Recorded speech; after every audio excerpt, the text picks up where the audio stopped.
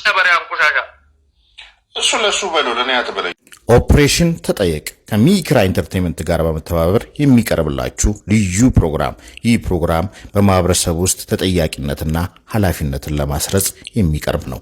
ከአሜሪካ እስከ ደቡብ አፍሪካ የጥፋት መረብ ወይስ የልማት በአንድ ሀዲያነት አምኖ በከቢራነት መክበር ወይስ ከቢራ የሚለውን ስም ይዞ ለሀዲያ የሚሰሩ ከቢራዎችን የማጥፋት ሴራ። ቤኪ ከቢራ ቤት የሚሰበሰበው የእርዳታ ብር ምን ያህሉ ለተሰበሰበለት ሰውዬ ወይንም ስንት ፐርሰንቱ ይሰጣል? እሱስ ስንት ፐርሰንት ይወስዳል? ከሱ ጋር የሚሰሩ ሰዎችስ ስንት ፐርሰንት ይደርሳቸዋል? ምክንያቱም ይህ ከህዝቡ የተጠየቀ ጥያቄ ነው። ሲቀጥል ደግሞ የቤኪ ማንነት ከቲክታክ በስተጀርባ ምንና ምን ይመስላል?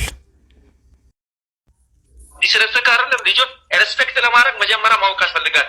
ማላውቀውን ሰው እንዴት ነው ሪስፔክት የሚያደርገው? አንድ ጨበሪያም ቆሻሻ እሱ ለሱ በለው ለኔ አትበለኝ። እሱ ለሱ በቃ አለቀ። ከዛ ውጪ